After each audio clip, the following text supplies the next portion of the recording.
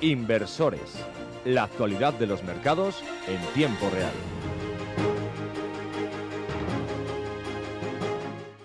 Saludos cordiales, bienvenidos a Inversores, su programa de información financiera semanal. Comenzamos, como es habitual, con algunos de los datos macroeconómicos de esta última semana para destacarles que el IPC en España ha subido hasta niveles del 8,7, son los niveles más altos desde los años 90. Aumenta la producción industrial en Italia, hemos visto el IPC de China estable en el 2,1%. El PIB en la zona euro crece por encima de las previsiones en lo que llevamos de año. El PIB japonés ha caído menos de lo previsto por el aumento del consumo interno. Ha aumentado el desempleo semanal en Estados Unidos por encima de lo que estaba previsto y también por encima de lo previsto. El IPC americano se sitúa en el 8,6% frente al 8,3% que se esperaba. Vamos a revisar ahora los mercados financieros y vamos a comenzar por las bolsas para decirles que Frankfurt se ha dejado en la semana un 4,83%, París se ha dejado un 4,60%, Londres se ha dejado un 2,86%, en Madrid el IBEX 35 se ha dejado un 3,83% hasta los 8.390 puntos, el Standard & Poor's 500 en Nueva York se deja un 4,64%, el índice Nikkei en Japón subía un 0,23%. En el mercado de divisas, el euro con el dólar niveles de 1,05, el euro con el yen en 141,13 y el euro con la libra en 0,85. Mercado secundario de bonos a 10 años, Alemania en más 1,51%, España más 2,76%, Estados Unidos en más 3,16%.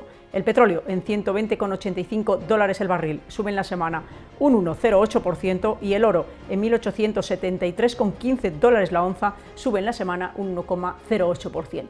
Con esto nada más, cerramos la parte inicial y nos vamos con actualidad. La actualidad de la semana.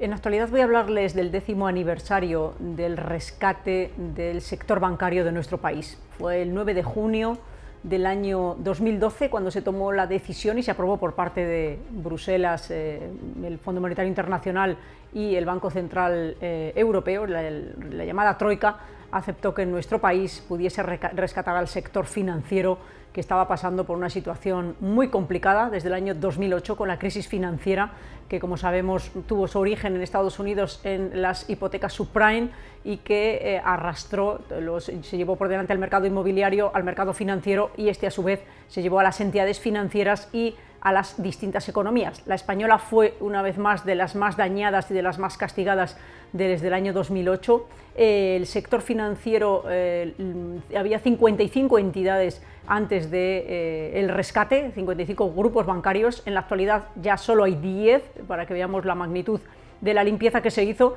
Se destinaron más de 55.000 millones de euros con un crédito que nos dio la Unión Europea y de los cuales a estas alturas tan solo se han rescatado algo más de 6.000 millones de euros. Destacar que desde entonces venimos arrastrando una serie de debilidades económicas. El déficit público, por ejemplo, estaba en aquellos momentos en torno al 82% del PIB, está por encima del 100% del PIB. El paro se puso por encima de 2 dígitos, es decir, por encima del 10% ya en el año 2012, no ha vuelto a estar por debajo de esos niveles y en estas circunstancias es en las que ahora de nuevo nuestro país ha vuelto a gestionar, ha sido el peor de la zona euro y de la Unión Europea, gestionando la crisis del COVID, gestionando toda la situación que tenemos en estos momentos de la subida de la inflación, todo lo que sabemos, revisiones a la baja del crecimiento económico de nuestro país y subidas de tipos de interés. Es decir, 10 años después volvemos a una situación que no lo es compleja para el sector financiero, porque no es una crisis financiera, pero sí de nuevo para la economía real y para los ciudadanos y para las economías domésticas, donde de nuevo los desafíos y los retos para las empresas y los ciudadanos son realmente importantes y esto es algo que además va a permanecer por lo menos durante todo el año y buena parte del año que viene. Por tanto, habrá que tomarse todo esto con mucha paciencia y sobre todo con mucha resiliencia, haciendo los temas financieros muy bien dentro de las familias y de las empresas. Con esto nada más, cerramos el tema de actualidad y nos vamos con la revista de prensa. Revista de prensa. Repasamos como cada semana los periódicos especializados. Comenzamos por el periódico Expansión. El Banco Central Europeo subirá un 0,25% los tipos en julio y prevé un alza mayor en septiembre. El Banco Central dispara su proyección de la inflación para este año hasta el 6,8% y alerta de que seguirá indeseablemente alta durante un tiempo. Periódico 5 días. La OCDE recorta el avance del Producto Interior Bruto al 4,1% en 2022 y dispara el IPC medio al 8,1%. El ritmo de recuperación que se preveía para España hace unos meses pierde fuelle, por lo que se revisan a la baja las proyecciones para este año y el próximo. Periódico Diario de León. La dificultad para contratar personal cualificado frena la recuperación de la hostelería. El desinterés por la especialización para trabajar en el sector contrasta con la continua escalada de la oferta de empleo. Periódico El Mundo. La crisis con Argelia pone en riesgo 39 millones de euros exportados desde la región. El producto que más exporta son los animales vivos, seguidos de aparatos y materiales eléctricos en menor cuantía. El valor de la semana. En el valor de la semana, en esta ocasión hemos seleccionado Repsol. Para hablar de esta compañía tenemos a Fran en el programa. Fran, bienvenido. Gracias. ¿Por qué Repsol en el valor de la semana? Bueno, hemos elegido esta compañía española, la compañía Repsol, por la relevancia que tiene el sector energético, más en un momento como el actual, de la misma forma que hemos conocido también un par de noticias que hacen mención o tienen que ver con posibles operaciones de la compañía. Recordad que Repsol es una multinacional energética española, originariamente centrada en la exploración y producción de gas y petróleo, y además distribuye en el sector petroquímico, en el gas, y incluso y desde los últimos 4 años comercializa tanto gas como electricidad en el mercado minorista. Háblanos de cuál es esa noticia que estabas comentando. Bueno, la petrolera esta semana, a través de su consejo, realizaba la aprobación de la venta del 25% de la división de renovables. Decidía realizar esa venta a un consorcio formado por la filial aseguradora de Crédit Agricole y a un fondo suizo de infraestructuras energéticas, el fondo EIP. El valor que le otorgan ese 25% es de 905 millones de euros, van a incluir la deuda y eso supone valorar la compañía en unos 4.400 millones de euros.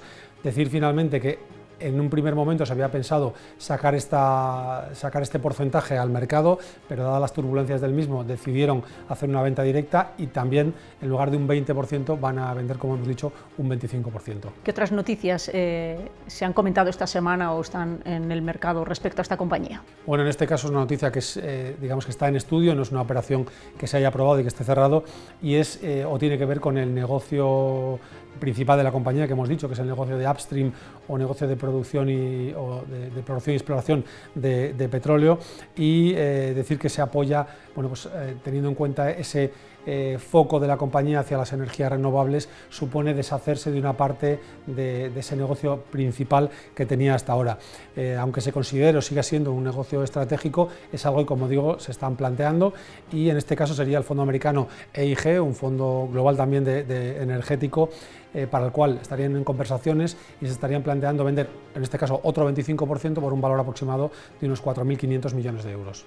Y finalmente, ¿cómo se ha comportado el valor ante todo esto y qué opinan los analistas?